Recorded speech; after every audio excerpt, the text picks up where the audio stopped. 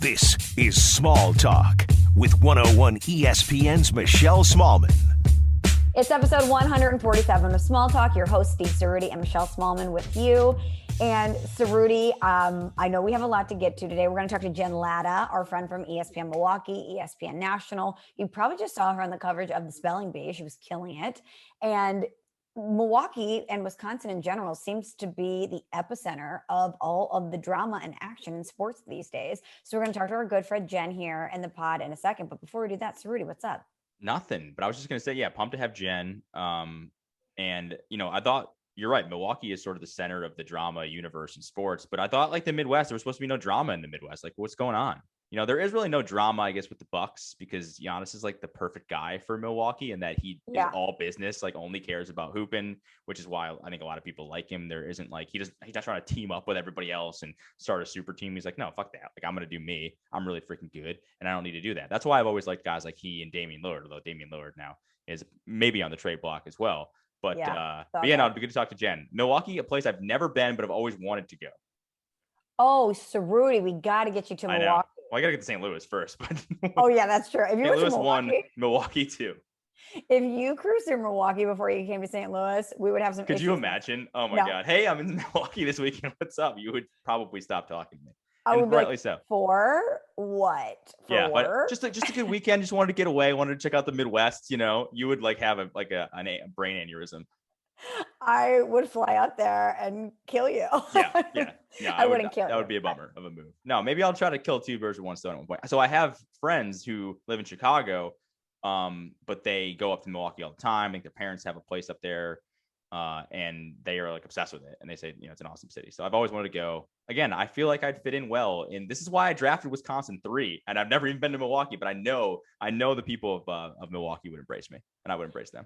They would love you, Cerruti. And after I saw your reaction in Madison, I know you'd love Milwaukee. And Milwaukee's a great time. And this may not surprise you at all, but I was, of course, very offended that First Take dissed Milwaukee so badly when they were saying that they didn't want to go there. I'm like, none of you guys could have been to Milwaukee. And if you went to Milwaukee and had a bad time, that's a reflection on you. If you couldn't have a good time in Milwaukee, you can't have a good time anywhere because Milwaukee is a blast. I'll get into it with Jen a little bit because I have a question for her about this, but I'm just so tired of like the bi-coastal thing and how like, and it happens in the NBA. It happens in a lot of sports now where it's like, if you're not in one of these like 3 markets, then like what are you doing? You have to get to a bigger market. And it's just like, there are cool places all across the United States that you want to live. It's not just Miami, New York, LA, maybe Chicago. I don't know. It just annoys me that people just dismiss places of the country that they've never been just because they have like some sort of preconceived notion about what it is. I think I like, for one, I'm not trying to like do a pro-America thing, but I like, for one, that there are so many different parts of this country because it's so freaking big that there's just totally different vibes to every little corner. I've talked to Will Kane about this a lot, and he's echoed this a ton too, is that there's the regionalism of the country is actually really cool, and how you can go to 50 different states and you can have a completely different experience of what America is in 50 different places. And yeah, I know that's kind of like that in some other countries, especially in Italy. Like they still have the North-South dynamic, right?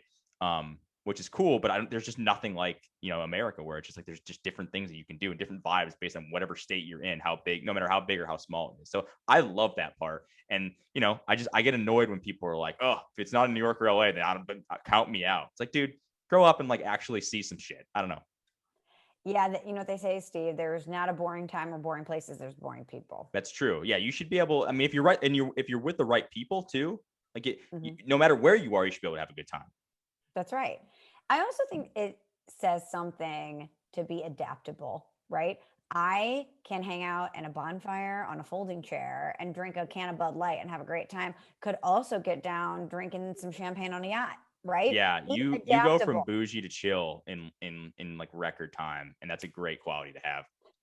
But more people need to be that way. They need to be adaptable. You need to be able to adapt to any situation and be able to have a good time.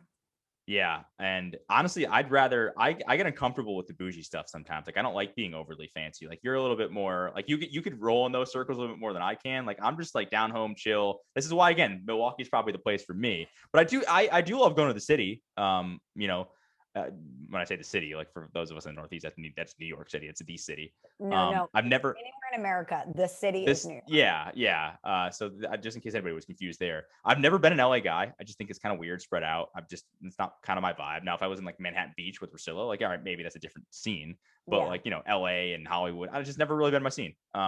Yeah, can't see you, Cerruti, going to Earth Cafe in WeHo. No. And I'm just, and even we went to Miami for the All-Star game, and we were talking about Miami a little bit. It just, again, not my vibe. Too hot. Like, it just, I know there are cool things to do down there, but it's just not my scene. There's too much going on. There's too much weird shit.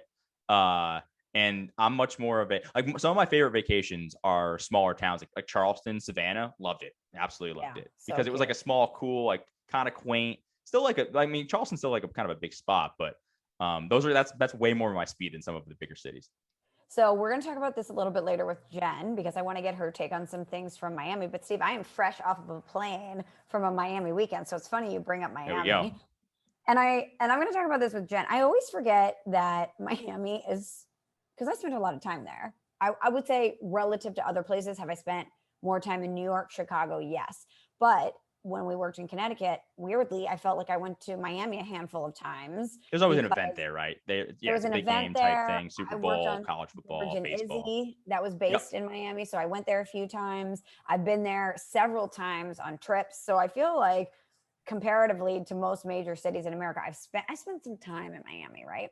And I love Miami. I always have a great time when I'm there. I love the culture. I love the beach. I love that you could take it up to a 10 or you could take it down to a 2 in Miami. There's a lot of different vibes going on there, which I love.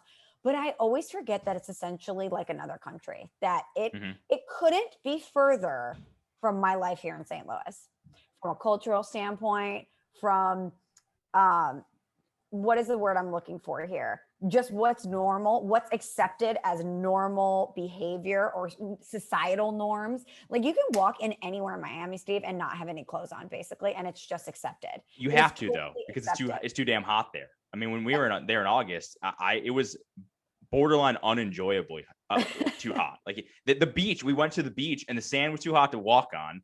The water was hot. It wasn't even refreshing to go in. I'm like, how do people do this? Like, I'm one of those people. I'd rather be a little bit cold than a little bit hot.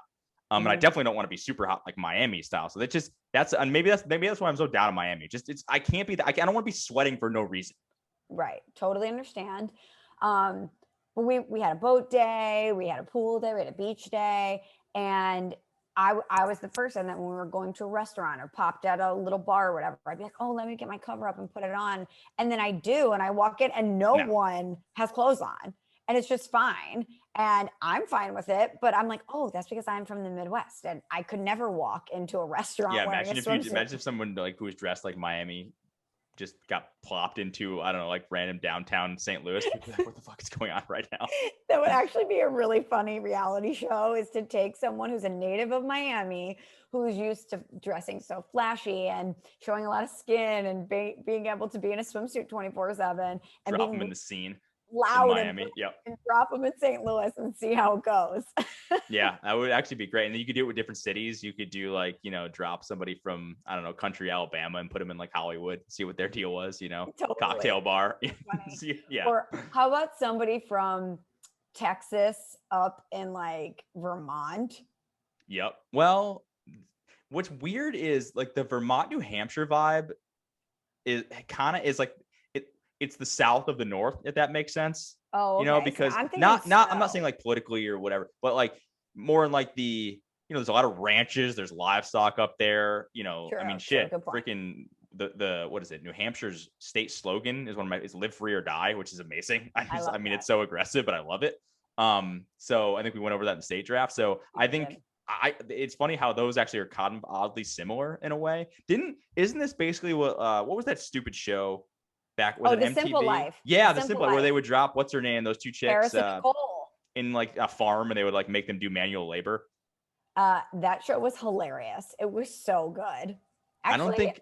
What are they up to, by the way? Now I haven't heard Paris Hilton's name in a while. Wasn't she a DJ?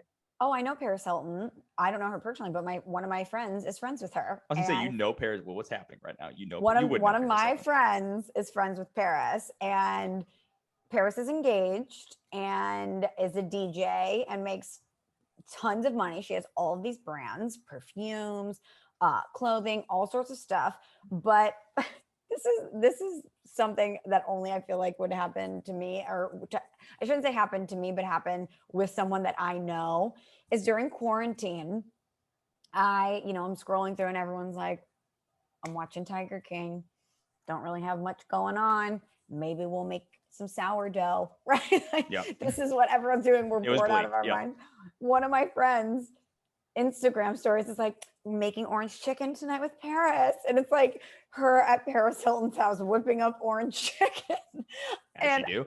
I go, okay, of course that would be what you're doing right now. But she says Paris is a super sweetheart. But Nicole Richie has a clothing line, jewelry line, but she's kind of gotten off the grid a little bit, which I think is awesome. She's married to Joel Madden. They had some kids, and she is a celebrity still because she is kind of in the public eye, but she also kind of isn't, which I think is awesome. Can I ask you a question? Always. This might sound like I'm definitely judging, and maybe I'm being a dick. But, and this isn't even like a gender thing, but I'm going to keep it a gender thing. Why does it seem like every young female, if she was famous at like a younger age, like they always either have one of a couple of things. They have a clothing line, they have a jewelry line. I guess some of them become DJs. Like, I guess you could lump Pauly D into that. Like, somehow he became a DJ now and he's a DJ.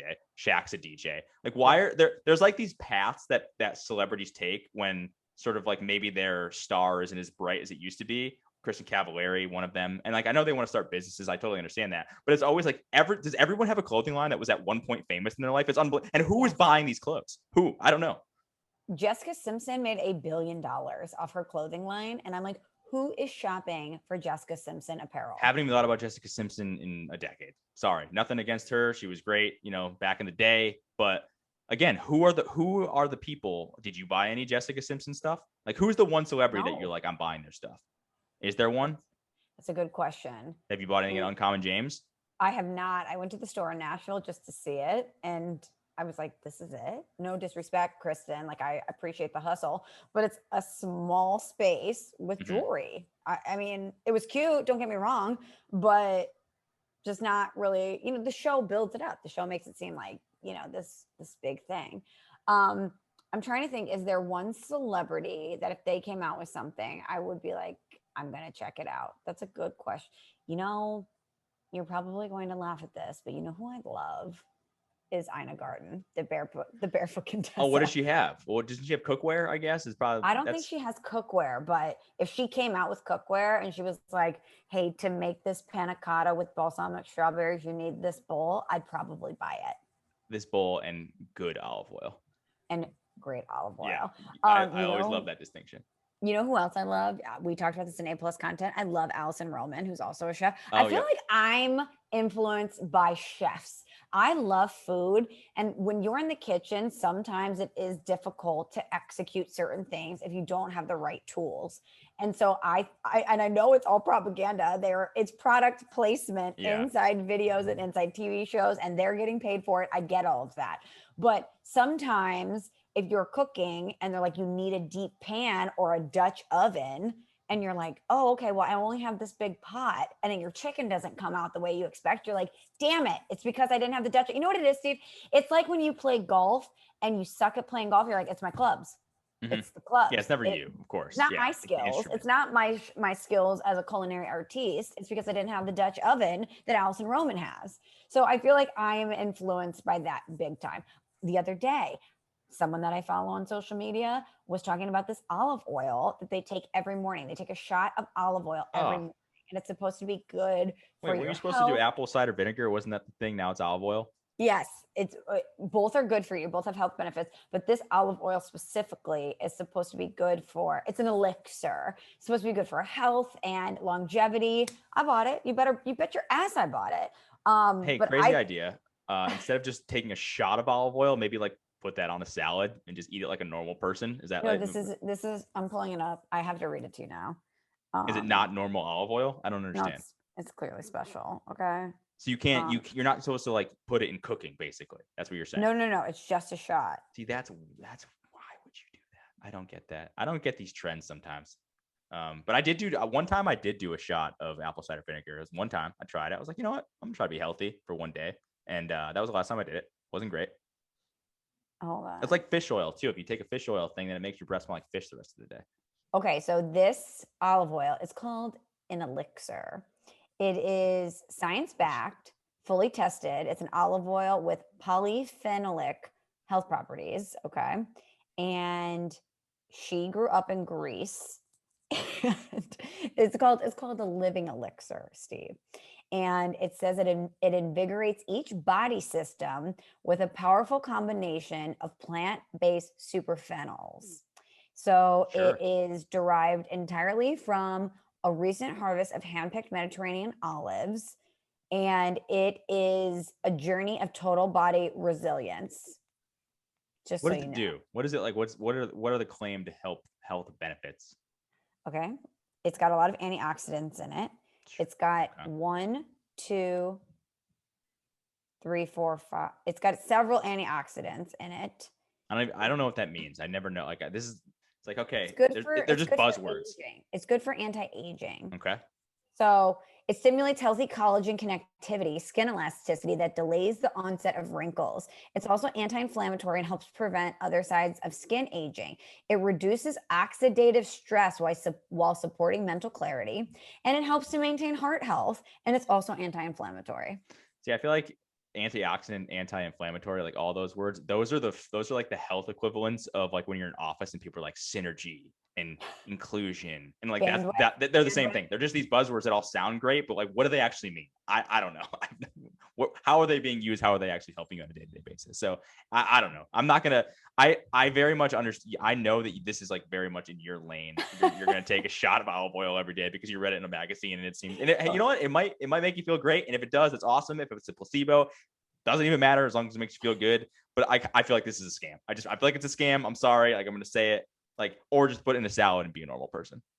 It probably is, but you know what? I'm always searching for the next best thing. I always am searching for the next thing to keep me healthy and live a long and healthy life. And if taking a shot of olive oil every morning is going to help me live longer and help me avoid health issues, done. Let me do this. Actually, you know how I was talking about how all the famous people, they have like a thing that they do once they're not famous and they're trying to do something. It's either the jewelry thing or that. Self-help books are a lot, right?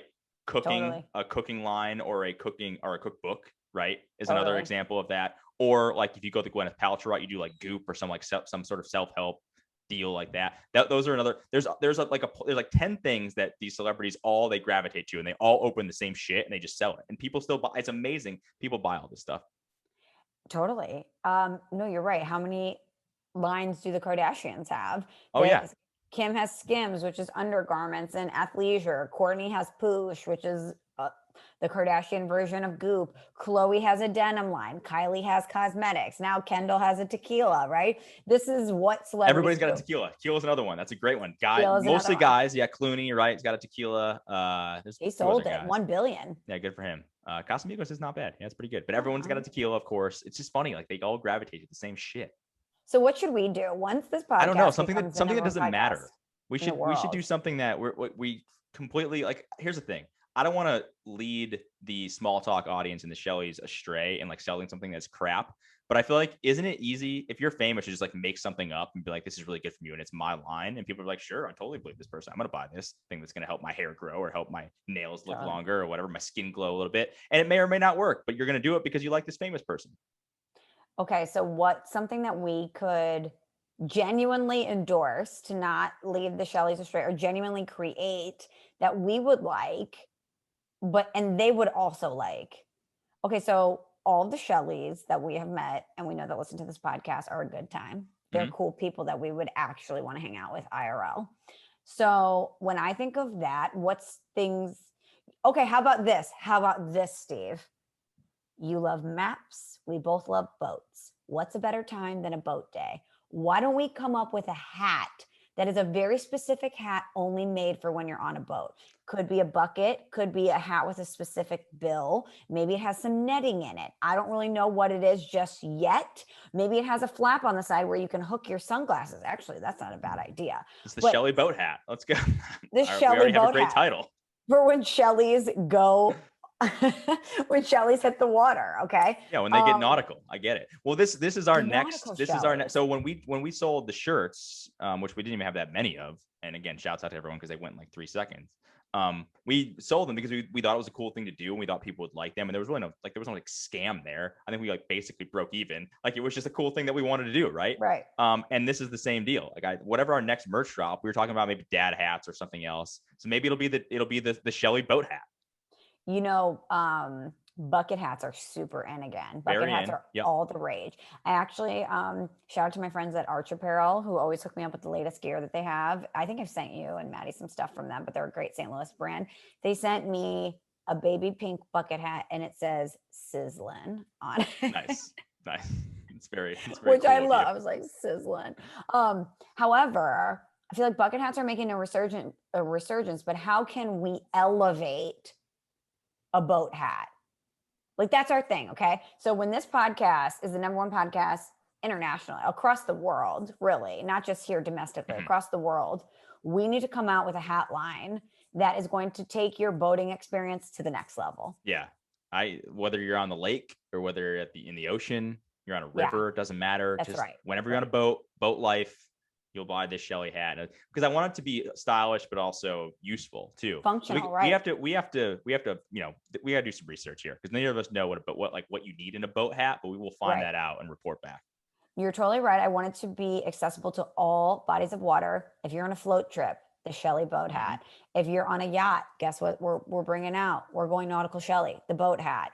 Pontoon boats, jet ski, Steve. Throw it on a jet ski. Jet ski. Yep. Who doesn't love a good canoeing? Maybe you have your waders on, you're going fly fishing, but you want the Shelley hat. Totally. Yep. Don't even have to be on a boat, just in the water. Just you're in the water.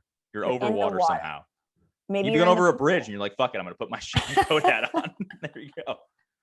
It's a ritual when you go over, you know how some people are nervous to go over bridges and they, hold their breath or something. Some people are just going to throw on a hat. And maybe that's part of it is that we do some incense or we sage the hat. So they're good luck. We'll like bless them. You know how like holy water, it'll be like blessed by you and I in like a weird non-religious way. But yeah, it'll be blessed by Steven, by Cerruti Michelle. We'll be good to go. Put a little bit, elixir of the mongoose on there too. Maybe we'll sprinkle it with some of your famous olive oil.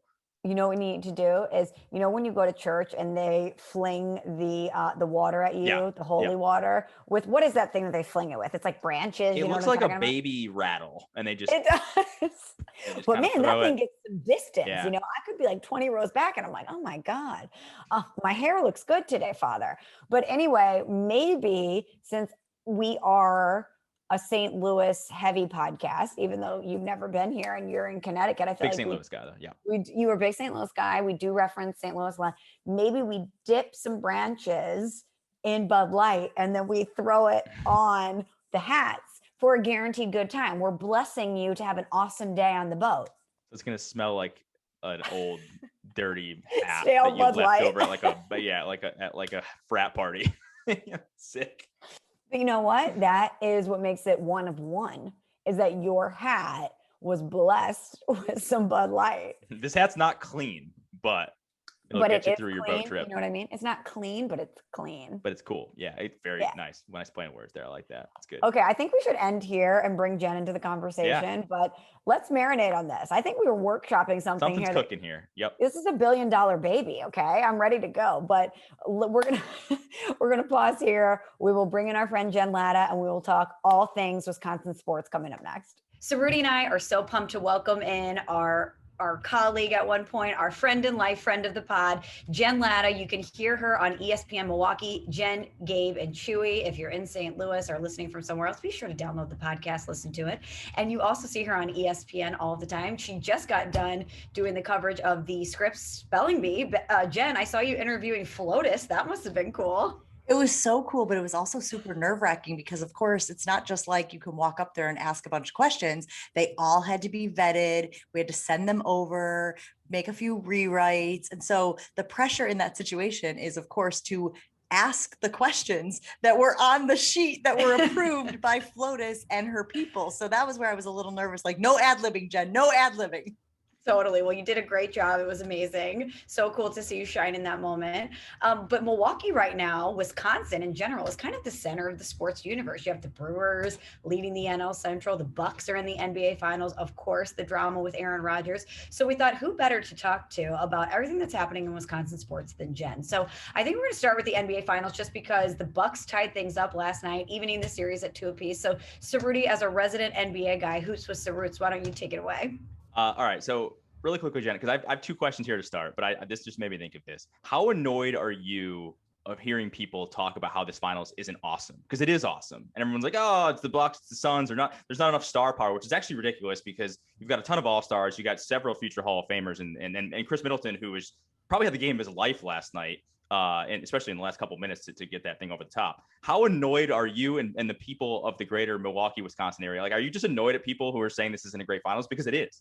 It's super annoying. And we have had to, on our show, like walk ourselves back off of the ledge because we feel like we are like championing the Milwaukee Bucks and we are cheerleading for the city. You know, of course, there was that drama on First Take with Molly Curum calling Milwaukee a terrible city. So of course we brought Stephen A. and Max Kellerman on our show the very next day to like explain what they meant. And of course they were such great sports about it.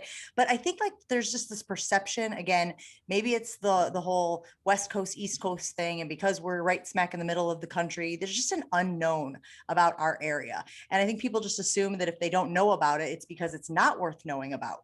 And so that's a big reason why a lot of people, I think, underestimate Milwaukee, Wisconsin, the Midwest, and certainly some of the teams from here. I think that Giannis, what people here in Wisconsin know is that he is just an incredibly lovable, hardworking character, easy to root for. But I think when you look across the league, and this is something that came up yesterday, he doesn't seem to be boys with anybody else in the league. It doesn't seem like he's certainly not in the banana boat group, you know? That. And I think that affects the perception of him, which is crazy. He's definitely like the loner kid in high school who's like exceptionally good at what he does, but doesn't really have time for, you know, being in the cliques and being in the drama. And, you know, we made the argument yesterday that if LeBron is the prom king of the high school that is the NBA, and he's invited Giannis to work out with him and be in Space Jam, and Giannis keeps saying, nah, man, I'm good. Like at some point that's going to rub the prom king the wrong way, you know? And so I think that that's kind of following Giannis a little bit. But this team is tremendous. The games have been incredible.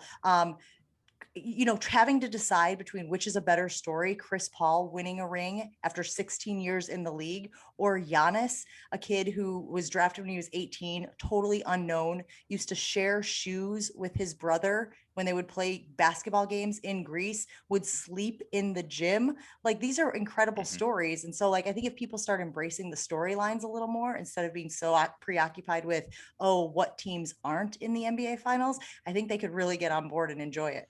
I'm with you. It bothers me actually, because if you're a hoops fan, it doesn't matter. Who cares about the market? It doesn't really matter. I mean, I think as a person who grew up in the Northeast, Michelle could tell you this.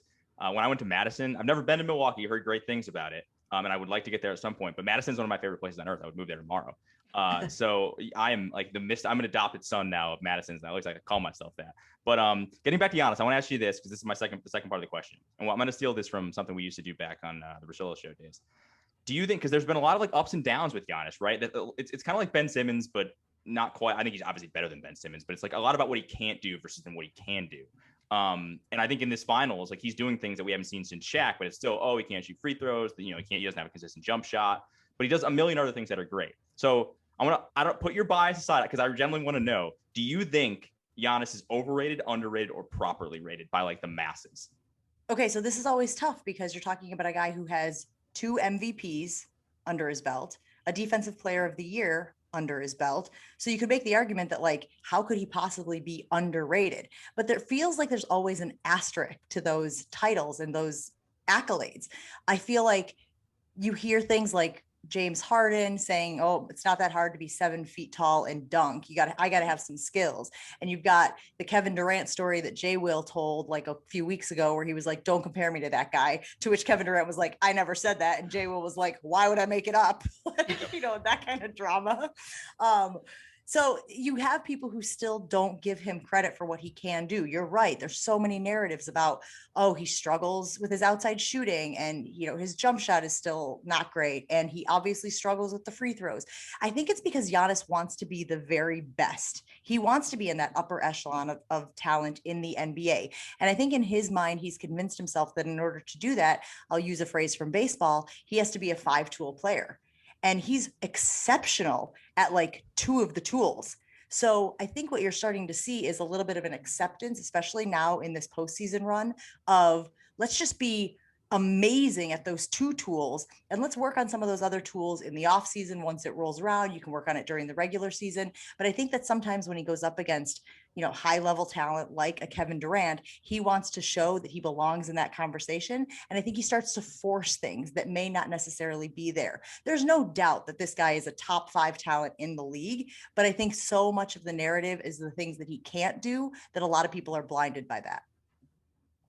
Okay, Jen, let's go from one MVP in Wisconsin to another. Aaron Rodgers. I feel like I cannot turn on the TV without seeing something about Aaron Rodgers. Will he play for the Packers? Is he going to retire? And it seems to me like even though Aaron Rodgers is the reigning MVP, one of the best to ever do this, that the Packers are actually in the driver's seat here. You are obviously living it day to day, so correct me if I'm wrong. But it seems like the Packers are going to sit pat and let him make this choice. Is he really stubborn enough to not play, to retire? Do you think that the ego is such that to prove his point and to make them squirm that he would actually walk away? Earlier this year, Michelle, I would have said absolutely, because having covered Aaron Rodgers, the way he handles certain relationships, the way he has used motivation from slights, we keep talking about the fact that, he has a recruiting letter, or at least last check, he had a recruiting letter from somebody at Purdue who said, good luck in your attempt at a college football career, right? And he obviously turned that into something. The slight of falling in the draft, all of those things have really motivated him. It's that famous chip on the shoulder. I've never seen an instance where Aaron Rodgers feels like he's been wronged and is the quote unquote bigger man and is the quote unquote, bury the hatchet guy. Like, that's just not something we've seen from Rodgers. So if he were to do that, this would be quite an evolution of his character. This would be quite a deviation from what we've seen for all of these years. Is he capable of doing it? I assume yes, he is. He likes to tell us how smart he is, and he likes to kind of let everybody know that he's the smartest guy in the room. But I do think that what we have seen from him indicates that he would dig his heels in and that he would not acquiesce and, decide not to play instead of playing for guys that he doesn't like in Brian Gutekunst and Mark Murphy. See, any success that he would have with the Packers going forward would also be attached to those guys, because those guys built the roster. Those guys put the pieces around Aaron Rodgers that would get them to any high level. And they're the guys who put together the team that was in the NFC Championship game, right? And I always tell our guys, go ahead and split the pie. Go ahead, show me how to split the pie. Tell me what percentage of it is Aaron Rodgers. Tell me what percentage of it is the guys around him. Tell me what percentage of it is coaching, because that's an impossible equation to try to figure out. I think Aaron thinks he's probably the majority of the reason for the team's success, but I guarantee those guys would make a really good argument for them being, and the moves that they've made and the other players being, a big reason for their success. So Aaron would have to swallow his pride. He would have to be okay with those guys getting credit for any success that the team has while he is under center. And he would have to do that for the teammates in the locker room. Because every time we talk about this, guys, that's literally the only thing we can come up with. You've got the competitiveness of him, yes, but I think that cuts both ways, right? Because he's so competitive, he would want to play, but he's also so competitive that he wouldn't want to be seen as the quote unquote loser in this, what I've called a bleep measuring contest for the last few months. But if he cares about his teammates, if he genuinely wants to go out there and win it with those guys again, then I think that's something that could motivate him to get back out on the field. But until I see it happen, I am firmly in the camp of, we have seen the last of Aaron Rodgers in a Green Bay Packers uniform. Okay, and I want to ask you this because Milwaukee, Wisconsin as a whole, I feel like St. Louis Milwaukee, a lot of Midwestern cities, a lot of mid-market Midwestern cities have a lot of the same characteristics. And one thing about these cities and these markets is that we like our guys to love us and to understand us and to appreciate the adoration that they get from markets like St. Louis, Milwaukee, Green Bay, etc. So how is this going over with Packers fans? Because Aaron Rodgers is the guy, but if he doesn't want to be there, I know how it would go over in St. Louis. It doesn't matter what that guy did wearing that laundry. If he doesn't want to be there, I feel like a lot of people in the Midwest are like, don't let the door hit you where the good Lord split you. See you later. Yeah, there's definitely a portion of the population that has already reached that point. From the moment that they heard that Aaron Rodgers didn't want to be in Green Bay anymore, they were like, see ya. We'll make the next guy into a future Hall of Famer, right? Because the Green Bay Packers existed before Aaron Rodgers, and they will exist long after Aaron Rodgers. But then there are other people who say he gives us the best chance to win. Aaron Rodgers has never been a lovable character. And that is with him doing a lot of charity work and with him giving back to the community and with him, visiting the children at the Children's Hospital years and years ago. He just was never fully embraced the way that Brett Favre was. And I think what bothers a lot of people is that they feel like they've already been through this divorce. If you're a lifelong Packers fan, you went through this with the starting quarterback who you gave your allegiance to, who you gave your fandom to, who you gave your Sundays to in Brett Favre. And Brett Favre obviously made the decision to go play for somebody else. And that was totally unceremoniously. So then you feel like, okay, well, at least that's not going to happen again. And then you start to see the signs. It would be like if you got remarried and all of a sudden you're starting to see the signs that led to your first divorce. And you're like trying to like pump the brakes and figure out how to stop it. And you know that you have no control over it. So I do think a lot of fans are protecting their hearts, because they don't want to be burned again with the star quarterback, future Hall of Famer, turning his back on them. But I do believe that they think this team is going to struggle if Jordan Love is forced out there under center a year before the brass would like him to. So they're torn. And that's really what it comes down to is like, do you want your team to win or do you want the guy under center to want to be there? Because it is an investment. It's a great point that you made, Michelle. You invest so much in your local sports teams and you expect there to be that reciprocity. You expect them to appreciate the investment you've made and the fandom that you have. And I think the other thing is, we talk about this a lot with fans. Fans don't understand, especially in blue collar communities like a Milwaukee, like a Green Bay, probably like St. Louis as well. They don't understand this concept of not just going to work and doing your job. And we hear from a lot of people that are like, you signed a contract, fulfill your obligation, do your job, go to work. Do you think everybody out there likes their boss? No, most people don't like their bosses, but they do their jobs and they don't really like the entitlement that it looks like Aaron Rodgers is showing when he sits there and goes, yeah, I don't know if I want to play. I don't know. We'll find out in a couple of weeks. That's actually a great segue then, because I wanted to ask you, let's assume a few things. Let's assume, and I don't want to put any bad juju out there, but let's assume the Bucks win a title this year, future with Giannis. He's the centerpiece and they win a title with Giannis there. And let's also assume that there is some weird Favre-esque breakup between the Packers and Aaron Rodgers. Maybe this year, maybe in the future, he plays for another team. There's definitely some weird blood there, right? How would you, in that scenario, how would you rank Favre, Rodgers, and Giannis as far as like the most beloved athletes in sort of that like Milwaukee, Green Bay area? Like, do you think Giannis can be that guy? So it's tricky because Wisconsin is at its core a football state. I mean, even with the Bucks being in the NBA finals, you've got pockets of this state that couldn't tell you what night the games are on. Wow. They're just not Bucks fans.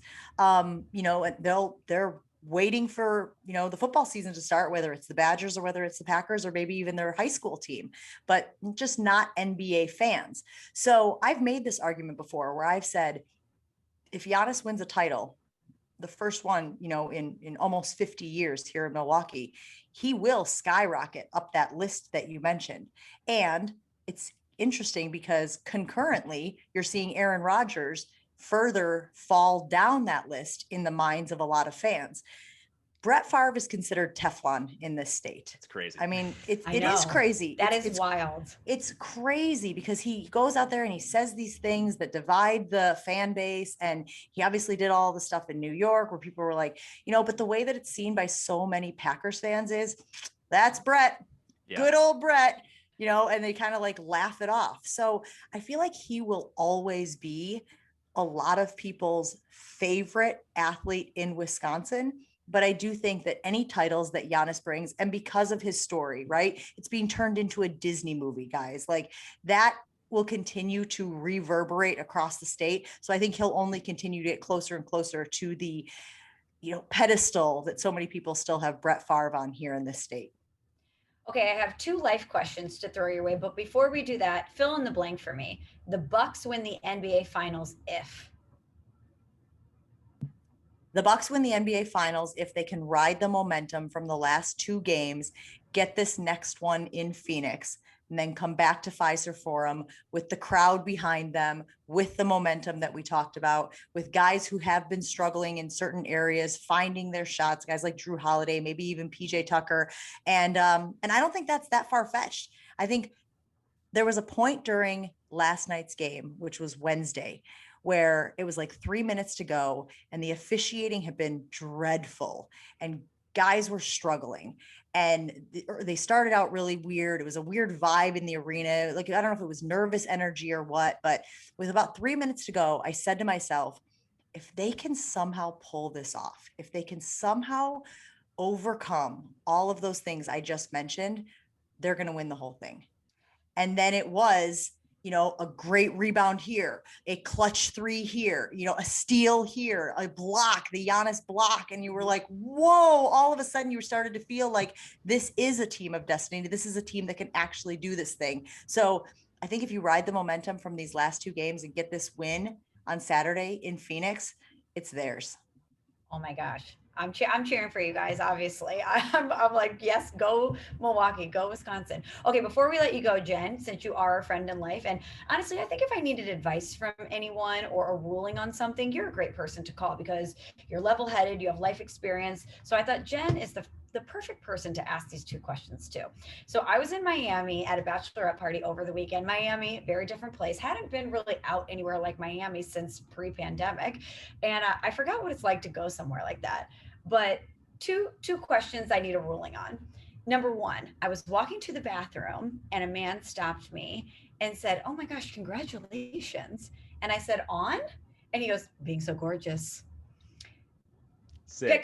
Pick up lines. Is it so bad that it's good, or is it just too bad, too cheesy, walk away? No, cringy. Like when you said it, I immediately was like, "Ee." And I think that's probably how I would have responded to it. I would have been like, "Oh, swing and a miss," because I don't think a pickup line is the way to go anymore. I think it's just being genuine, saying hello. Like, you forget how often people just don't say hello anymore. We're buried in our phones. We're so on a mission to get where we're going. I think that can sometimes startle someone out of the coma that they're in.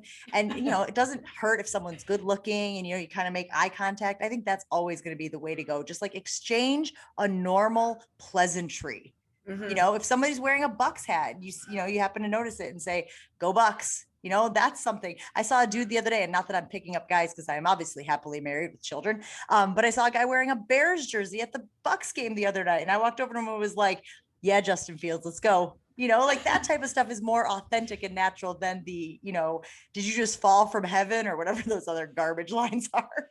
Totally. I laughed and he was like, "Can I buy you a drink?" I went, "No, no, you cannot." But that was funny, I guess.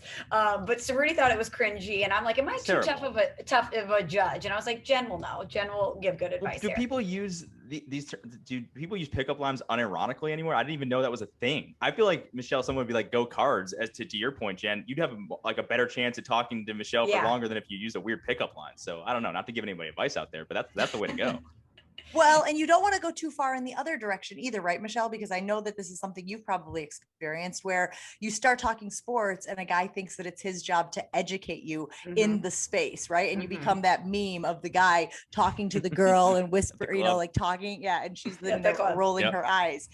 So you can go too far in the other direction as well. Okay, final question for Judge Jen here. Another observation I had from Miami is that it doesn't really matter where you go. It could be an elevator, maybe the lobby of a hotel, a nice restaurant. I even noticed it when I was in the sand on the beach. In Miami, your face is constantly getting assaulted by cologne. Everywhere you go, seems like people drench their bodies in it. And I'm a fan of a good perfume. I like guys to wear cologne, but what is too much cologne? How many squirts seems to be the appropriate amount? So full disclosure, I do not wear perfume.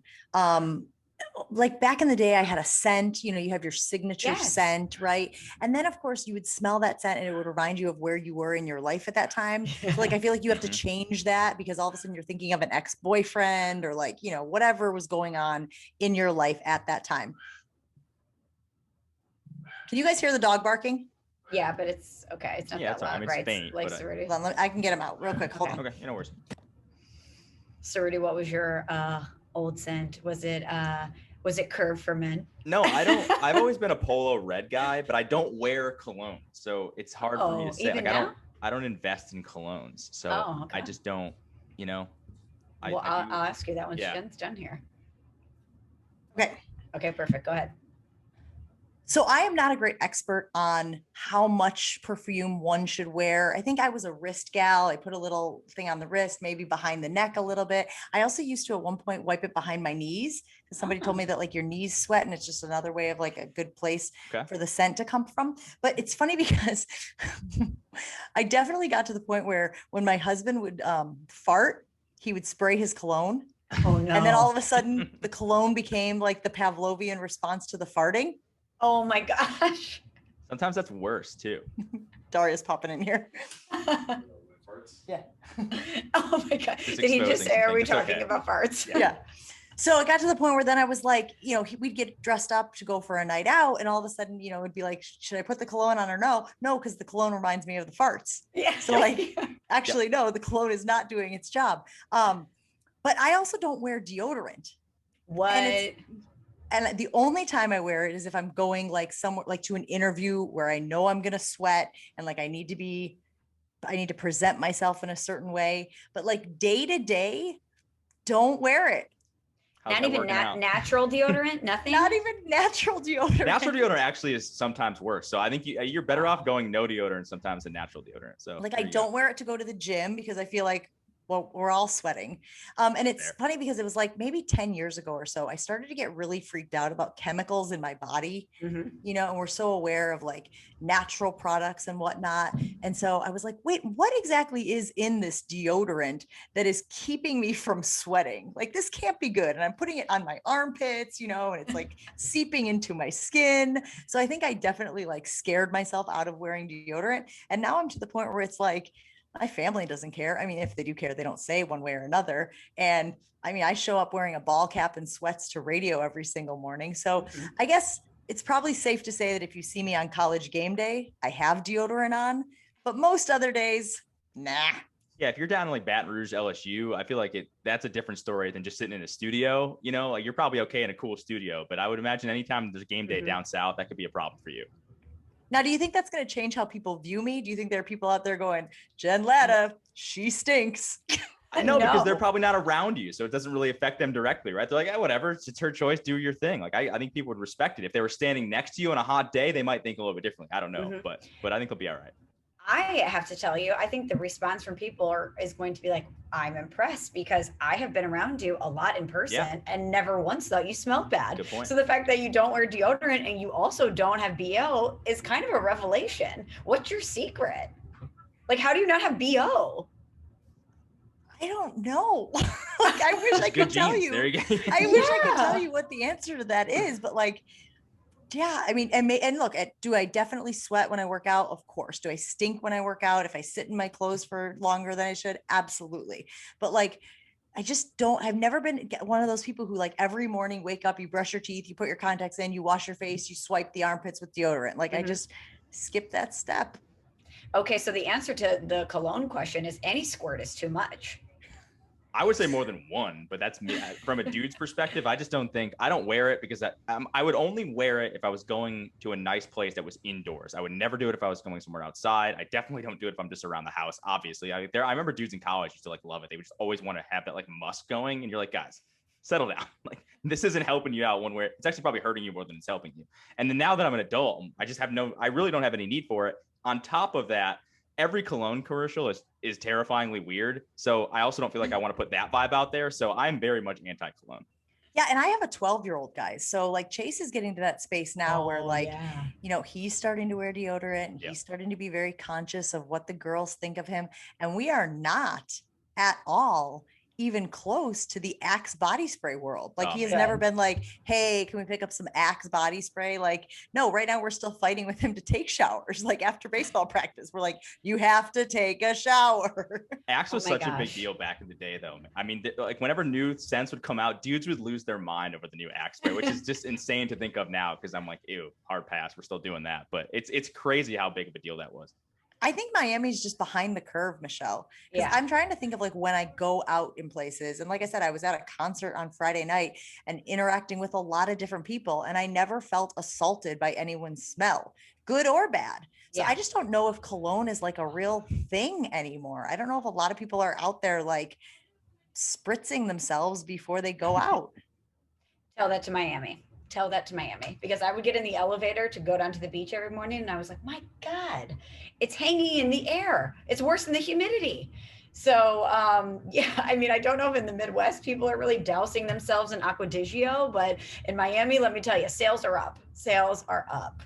Well, this was so great, Jen. Thank you so much. We know you're so busy with everything going on with work, with your family, with the NBA finals happening, but thank you for taking the time out to chat with us. It's always great to talk to you. Thanks, Jen.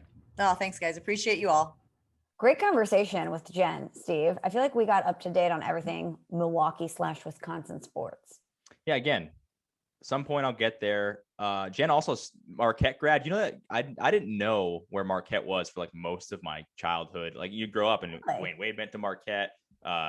Jimmy Butler went to Marquette. I used to always love their uniforms. For probably from like age 10 to 20, I had absolutely no idea where Marquette was. And it's in Milwaukee. Shout out Jen. I feel like I felt that way about Gonzaga for a long time when I was younger. Yeah. I would always hear about Gonzaga, and for some reason, I always thought it was like in North Carolina or something. And I remember being young and someone telling me it was in Washington, and I was like, what?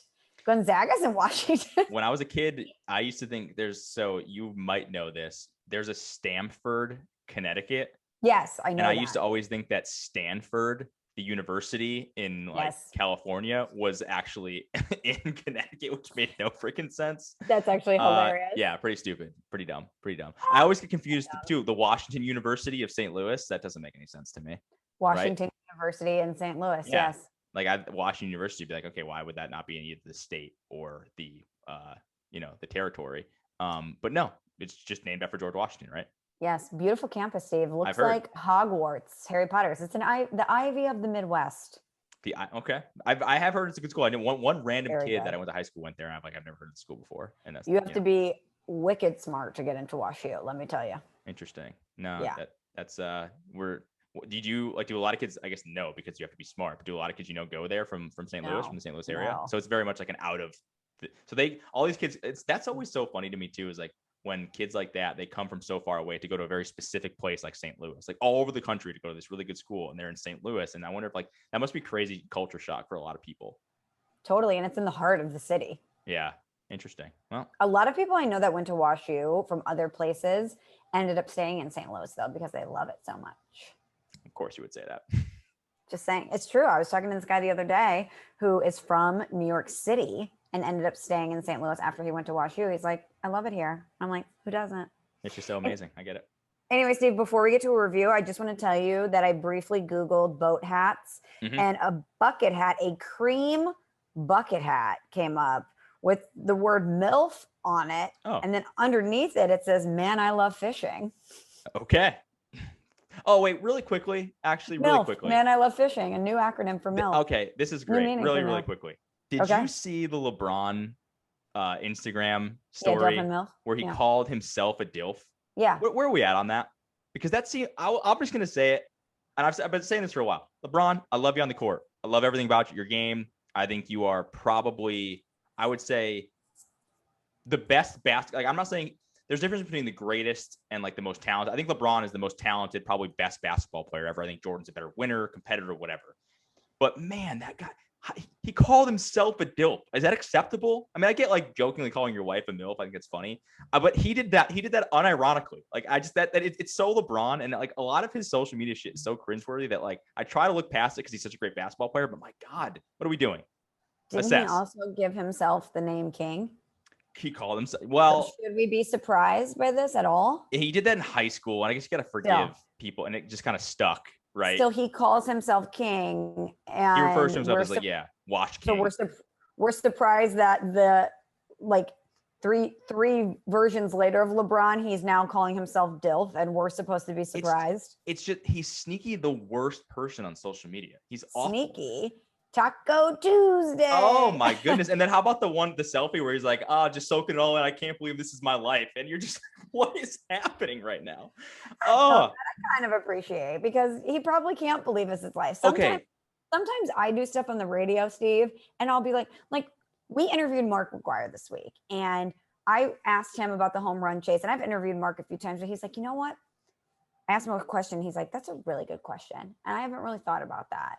And he goes into this unbelievable answer about the home run chase and about trying to soak in the moment. And after I wrapped with him, I'm like, if you would have told baby Michelle watching the home run chase of the late 90s with McGwire and Sosa that one day she's going to be interviewing him, representing her hometown, talking to Mark McGwire about what he felt during that moment, I wouldn't have believed you.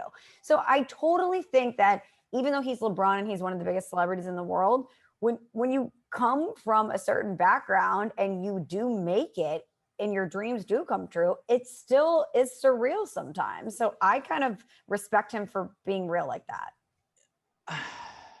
Yeah. Like, he grew up idolizing Michael Jordan, and now he's coming out with Space Jam 2. Of course he can't believe that's his life. No, I know, which, by the way, the early reviews on that, not great. We'll see if people you are saw actually the trailer, right? I did.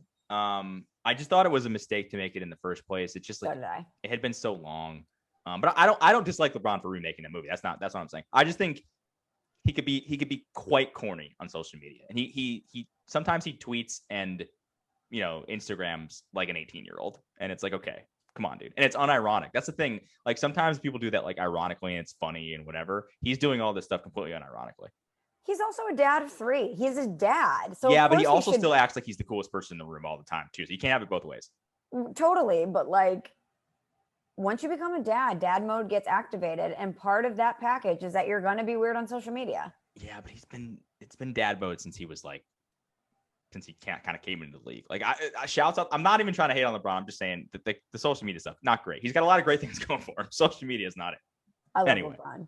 Okay, so here's the review, Steve, from Samo. I don't know if I did this one, so stop me if I did. Rosillo topic, 5 stars. I don't think Been so. listening to you both since the arcade days, a true day one Shelley, and I can't believe that Cerruti thinks that Kate Winslet is better than Nicole Kidman. Truly his worst take ever. Bring back the man bun.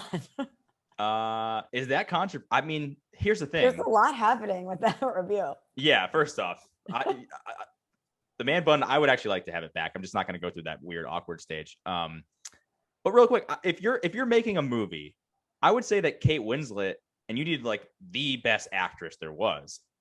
This is no disrespect to Nicole Kidman, but Kate Winslet's higher up on that list. I don't even think that's controversial, right? Like, come on. I think they're tied for first. I think you call them both in for an audition. Totally. You're having Mayor of Easttown bias right now. I just feel like Kate Winslet's been in more great things than know. Nicole Kidman. I don't know, Cerruti. Nicole Kidman has rarely a miss. Just saying. If we were just coming she did marry Tom Cruise. That's big miss.